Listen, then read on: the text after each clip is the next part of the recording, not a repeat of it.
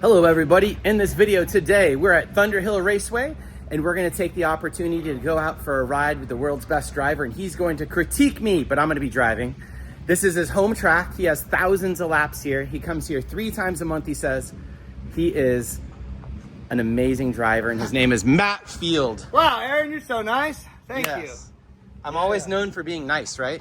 That's my thing. I'm the nice guy. Whenever I hang out with you, Aaron, I have to make sure I'm on my toes. It's like you got to be able to fire one off. Because if you're just sitting there brain dead, you're probably going to steamroll them. But now's my time to steamroll you in the passenger seat. He's going to critique my driving and tell me how to improve. This is a very fast track. In my car, I think it's right around 103 miles an hour, like 106 miles an hour wheel speed. And we're on limiter a lot. The car, if you guys aren't familiar, is an S14 with his favorite body kit. What do you think of KBD? Floppy donkey. No, it's the best thing ever. Kick it, kick it. You can't hurt it. Oh, it's good. You have a bash bar back there. Yeah. All right, so this is a high quality S14. I don't know if you've ever been in such a high quality automobile. Your windshield, dude. I let somebody borrow my car and they didn't put the hood pins on. Damn. All right. It was you? Hey, at least the guy who's responsible for the car is the one who broke it. That's right. He has to fix it. Okay, so let's go. I'm swapping over to the GoPro. He's going to give me 1 lap of critique, and if I screw up, I'll make him sit in there 1 more minute. What do you think about our fancy rear mount? So, I've never seen it in this direction. Obviously, for a competition car, this would be like too close to the danger zone. But for this car, it's probably perfect. But what I was commenting on is, you were out there for 6 or 8 hot laps. Yes, I know that you're doing a cool down and whatever, but it's my experience that a rear mount radiator only cools when you're stopped. So the fact that this thing is cooling while you're doing a little cool down lap and you got that many laps, very impressed. Perhaps you don't know how to build race cars, sir. Perhaps you can get out your notebook and copy our work. We all have our first time, right, Aaron? Real quickly, as you say that, no one told me they don't cool as well in motion. Yeah. When we built our first one, and I was just like, oh my God, we fucked up. Yeah, I ruined this car. Yeah, I know. because they definitely, if you guys don't know, it gives better cooling capacity, it's bigger, it works really well in a competition setup when you're stopped, but not so much when you're on a road course, and we do a lot of road course and a lot of hot lapping. This car works the only way, honestly, is to stop. I don't know if you found the same thing, but if you actually stop, temps shoot down, right? Big fans, lots of capacity, but as soon as you're rolling, the thing's not cooling well. No airflow. Correct. Except this is a better made race car than his. This is a better version of what I have. Okay. Yes. Get out your notebook. Lots of sand being kicked up inside your car here. Lots of dirt. Nice automobile. And a strong smell of fuel. I like that.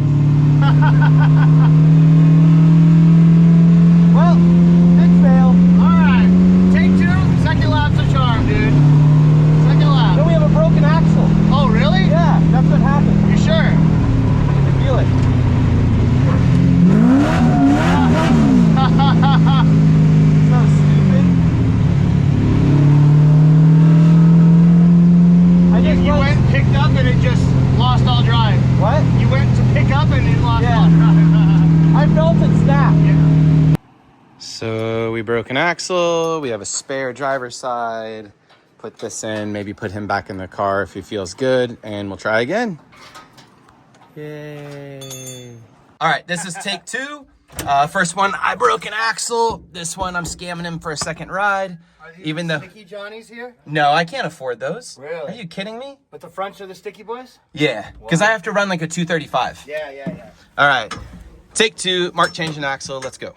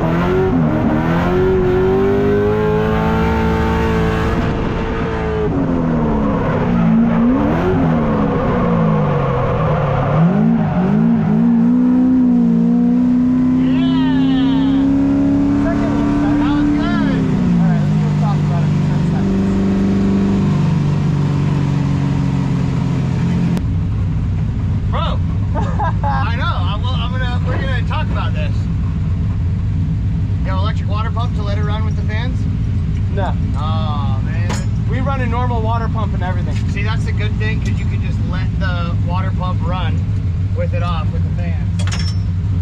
When it's a $2,500 motor, you don't worry as much.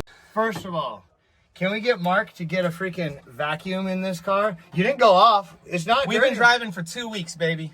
This guy needs a vacuum in this thing. I should have worn my goggles. I have my goggles. I should have worn my goggles. All right. So I think with the second lap, I don't know if that, maybe you already knew and that's what you wanted to do, but me kind of telling you, go a little bit wider here, get in here. Obviously, you know what I'm talking about with hand signals. I don't know if you were always trying to do that, and then the first lap you didn't. First one we fucked up. Right. So I think, obviously you're a very good driver. You've been drifting a long time, a lot of experience, and it shows.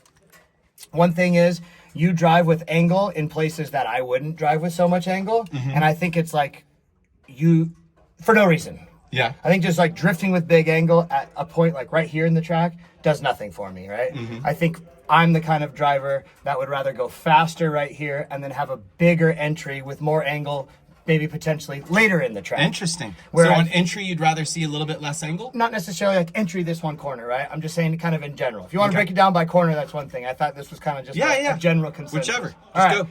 So like in turn one, I was telling you like light off, because you almost let the car float out too wide. And it's definitely something that you did pretty often because I was watching your laps from the outside. Yeah. So much so that it makes you like one step behind. So you're late to pick up throttle. And which means that your right rear is on the wrong side of the track. Yeah. Where I like to run this track, big entry, and then front tires stay on the left side of the track. Okay. Right. But we're on the right side of the track, almost gathering the whole time. Yeah. So what that means is that you're transitioning in a point where you're transitioning to angle, where I would like to have already gotten this transition done and be carrying big angle into the second apex. Because you know, turn two is kind of a weird one. It's like a double apex really late. Yeah. The first lap you were a little bit inside and then wide, where I was trying to tell you like go wide, go wide, go wide, and then cut in. But I think that all stems to like your throttle pickup.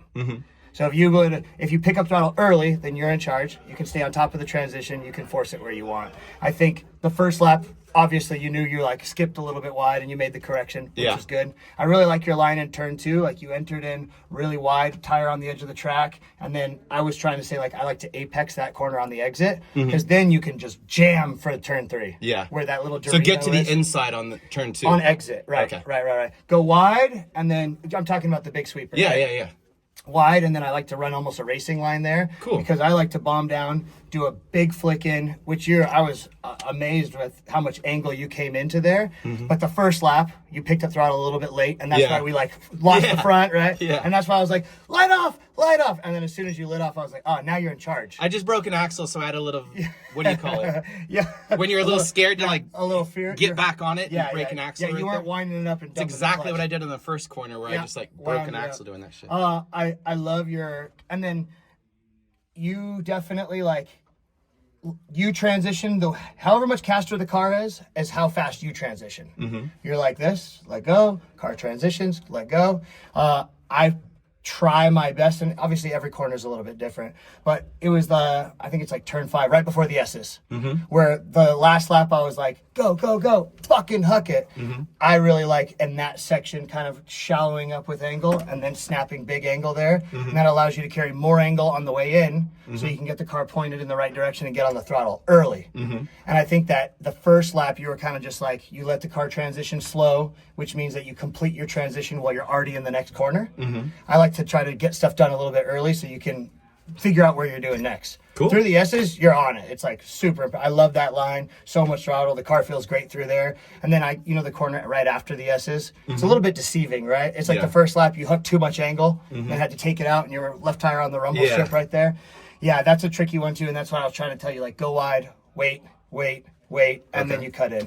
But dude, like, you obviously freaking rip. And all of these things are like little tiny minute things that if you're just drifting and having a good time, you don't need to do anything. You're doing everything perfect. If you're trying to like maximize every corner and snap every transition and pick up throttle as early as possible and go as fast as possible, these are like tiny little 1% that I think you could help. I was going to say, I think that I understand everything that you're saying, and I was just going to counter with a lot of the things where like I pick up throttle late is like a nibble the tires thing, where I'm always trying to be careful on the tires. Yeah. And you FD drivers, I notice, are picking, especially Chelsea and stuff when he's doing stuff, you guys pick up the throttle so much more than a normal driver, and you're more aggressive, and you guys have way worse tire wear because you guys are always in the throttle earlier, later, all the time. You don't lift as much as us.